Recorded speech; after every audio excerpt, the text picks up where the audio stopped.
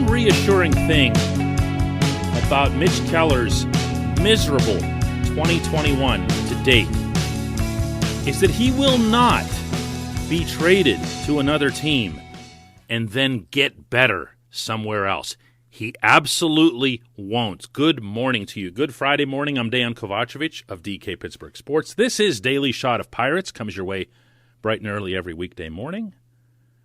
If you're into football and or hockey, I also offer up daily shots of Steelers and Penguins, right where you found this. Pirates lost the series finale to the Padres yesterday at PNC Park, 8-3. Keller never gave his team a chance, was rubbed out almost instantly. 7 runs, 9 hits, 3 in the third innings. 1 strikeout, 3 walks, wild pitch. I mean, how familiar does this sound? How familiar did it look when you watch him out there looking as nervous and lost before the first pitch of the game? Before anything has even happened, he has this look about him. It's awful to watch. I can't even imagine what goes through the mind of Derek Shelton, Oscar Marin, and never mind teammates like on the diamond who are standing behind this, watching him. And he pitches in the zone, and they hit him. And he keeps pitching in the zone, and they hit him some more. And the Padres scored a bunch of runs. Shelton brings him back out for another inning. And what do you know? He starts walking people. 2 straight walks. And then they hit him some more. This kid's got issues. I'm not saying that to be mean. I'm not saying that to pile on. I'm saying that because it can't get ignored. You can't just roll a young player out there, start after start after start, and hope that it magically goes away. We've seen this in baseball. We've seen it in other sports. There's no question whatsoever that this kid, and I'm only calling him that because of his relative inexperience in the majors, he's actually 25 years old. He has the stuff, meaning the pitches. He has the arsenal. He has a live arm. He has dynamic off-speed material. And all through the minor leagues, from A-ball up to Indianapolis, he had command. And then he showed up in the major leagues one day in Cincinnati and sprayed all over creation. And everyone was okay with it because he got strikeouts and he was unhittable.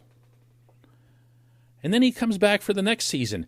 And again, it's the same story. Even when he has outings that don't end up being disastrous like this, he's either spraying or he's deliberately missing. And believe me, the last one is so much worse.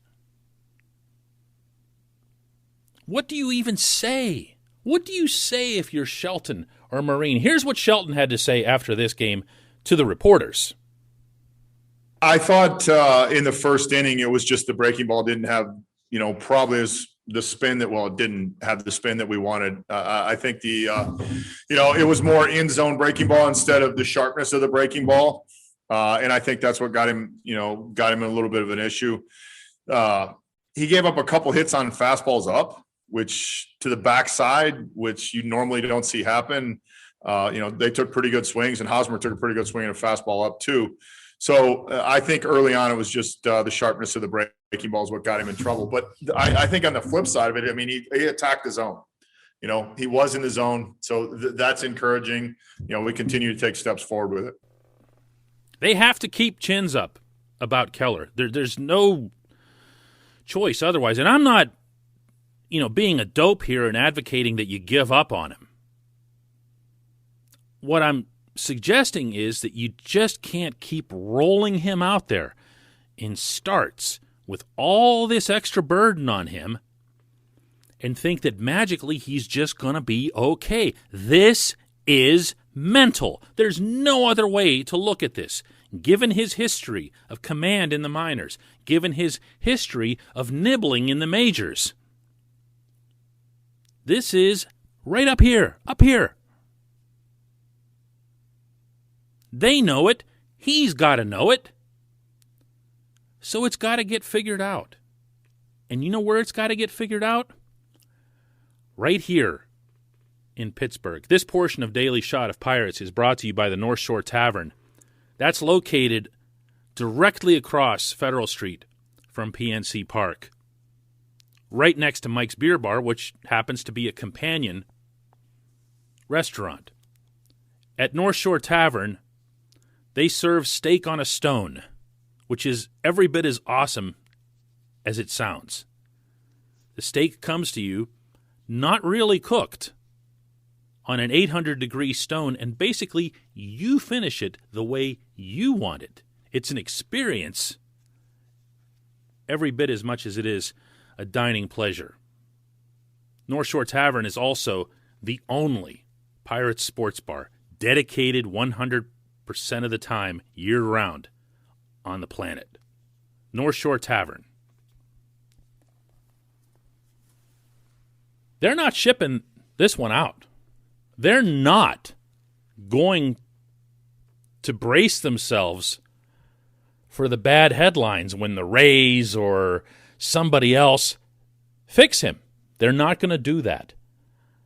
There are very few instances throughout Bob Nutting's ownership tenure where I have sensed from him that he would step in on something. The guy is, and this has been something of a flaw in his tenure, a delegator to the extreme, to a fault. He puts people in charge, then expects them to do the right thing without necessarily, like, he wants to hear what they have to say, but he's not going to jump in and say no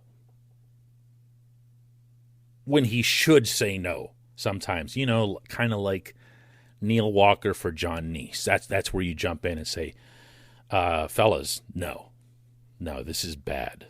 This is not how you replace A.J. Burnett and Jay Happ, okay? Like, somebody's got to do that. He is involved. Don't take that to mean he isn't involved. It's a strange dynamic that he's got. He's involved. He's around all the time. He's engaged. He's listening. He's talking, but he doesn't overrule. This case, he would overrule.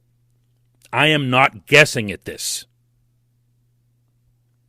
He does not want to see that storyline continue. Not because of the negative press. My goodness, if there's anybody on this earth who wouldn't be worried about negative press at this time, or at this point in civilization, it would be Robert M. Nutting. But he doesn't want to see that. Again, that was his own stated principal reason for being frustrated and then firing the entire baseball ops team, Neil Huntington, Kyle Stark, and obviously Frank Coonley as well. He just started completely clean. And the first thing he mentioned when that happened was being angry about watching Tyler Glasnow, Garrett Cole, and Charlie Morton and everybody else figure it out when they left Pittsburgh. They will not do that with Keller. Keller's not going anywhere, at least not now. Like, Keller would have to become a full-fledged 1,000% disaster under another pitching coach. And you can say what you want about the extent to which a pitching coach is responsible for one pitcher, but I'll remind, and I've told this story a lot of times, Spin Williams, back in the mid-2000s, when I first met him, he was the pitching coach, of course, of the Pirates at the time, told me in no uncertain terms that as Oliver Perez goes, that's how I go. I'll keep my job for as long as Ollie is striking people out. And guess what? He didn't keep his job for very long because Ollie then stopped striking people out. That's just the nature of that business. You are, as a coach, you're judged the most by the performance of your best talents. Not necessarily your best players, but your best talents. The players from whom you are expected to draw the most. I've made no bones in calling Keller the most pivotal player the Pirates have this year. Doesn't mean he's their best. Doesn't mean he's even their most important. He is their most pivotal in the truest sense of the term. Whichever way he swings, the team will swing. Well, look at these last 3 days. The Pirates get themselves a couple of, the first one wasn't it was a lousy start, but the bullpen was awesome and whatever else. They had a good feeling they won the game. Next comes Tyler Anderson. This was on Wednesday night. Really nice 5-inning start. Pirates win the game. Keller starts, there it goes. So even in the 2021 sense, he's pivotal. But for the longer term, he's big-time pivotal. You can't have in your system a number 7 overall pitching prospect in all of baseball and have him turn to nothingness. You can't do that. And no pitching coach, no individual pitching coach, least of all one who'd never held such a position before in Marine, is going to be more important than that. I'm not advocating for Marine to get fired. I'm saying that Keller's going to get him fired. That's where this is going to go. Because you're going to be able to look after a whole year of results and look at Marine and say, what have you done with this guy? What have you done with this guy? And Marine might say, what do you want me to do? He's afraid to throw strikes. He was afraid to throw strikes under Ray Searage, too, when he came up. What do you want me to do? What did you want Ray to do? And then you'd have to go to the owner and say, we got to get rid of this kid while he's still worth something. And the owner's going to say, no, fix him.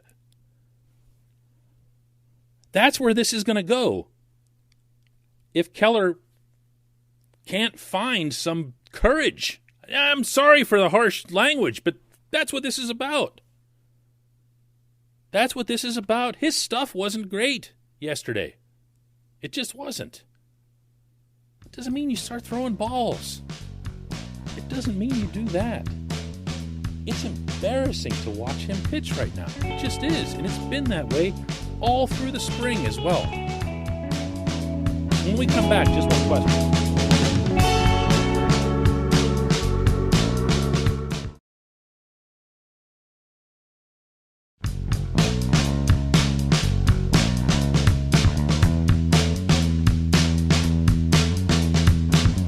Welcome back. It's time for just one question, and today's comes from Stuart. If you're interested in leaving a question for this session, by the way, the place to do that is right on DK Pittsburgh Sports in the comments underneath the article that houses the podcast. In other words, you just go to the homepage, you find the article that says, here's Daily Shot of Pirates. You open it up and you'll see there's a comment section there.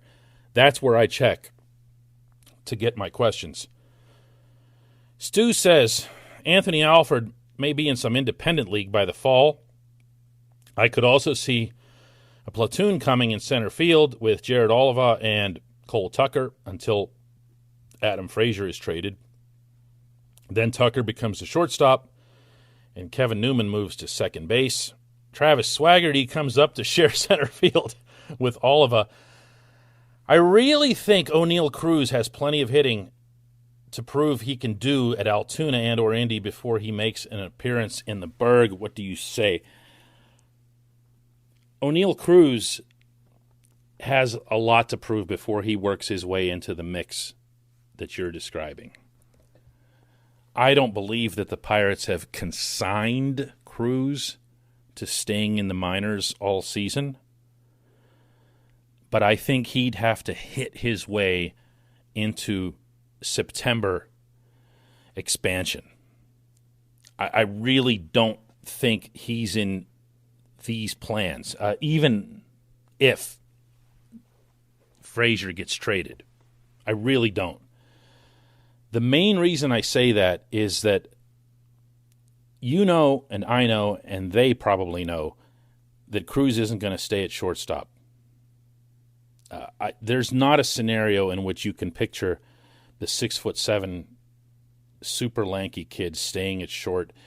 He does really, really well for his size, and his size helps him in curious ways. And when you watch him, and I did this a lot at Pirate City in Bradenton this spring, his size helps him because he'll take 2.5 steps to get to a grounder that takes someone else 3. You know what I'm saying?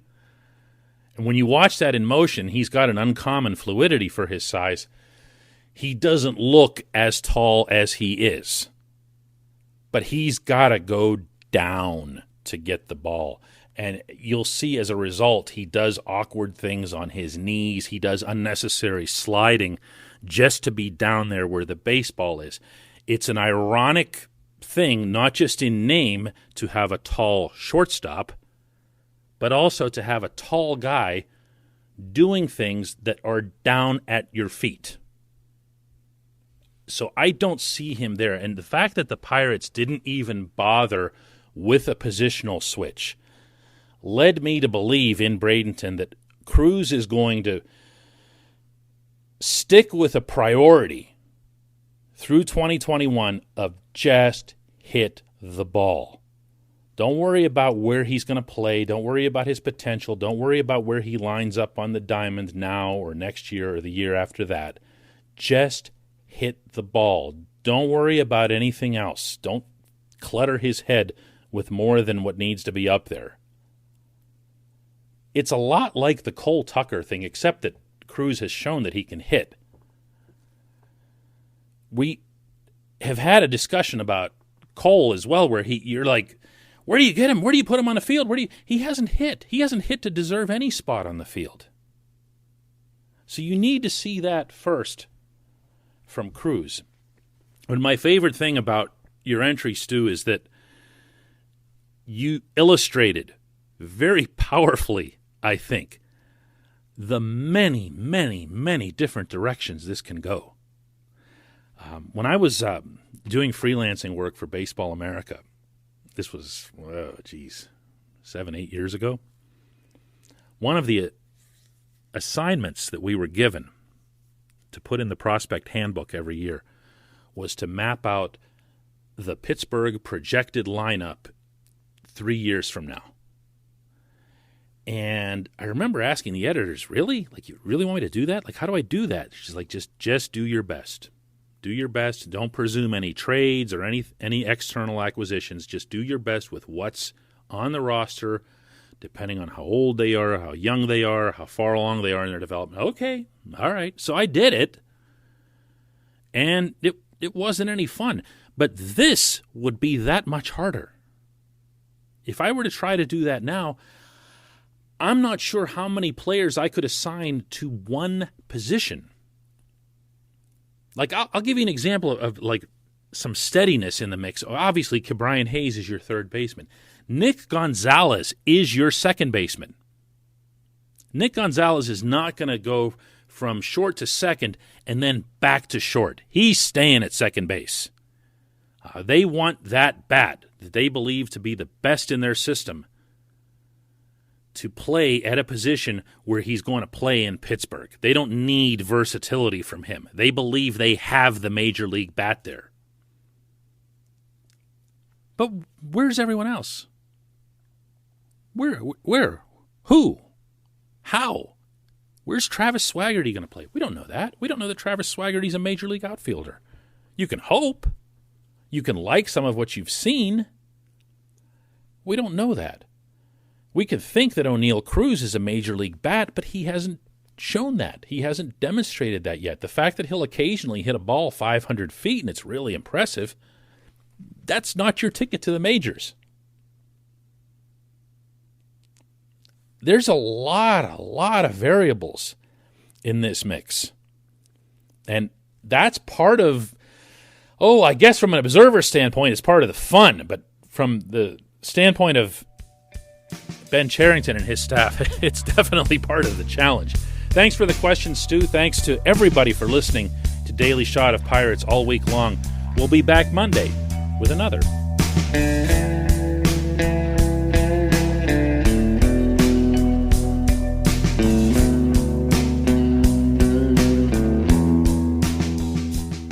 At Point Park University in the heart of downtown Pittsburgh, they understand there's no substitute for real-world experience and career-building connections. Their innovative curriculum engages students with distinctive experiential learning opportunities. Point Park's pioneering co-op program empowers qualified students to work in full-time, paid positions with their corporate partners while earning college credits. Visit pointpark.edu/works to learn more. Career ready. That's the point. Point Park University.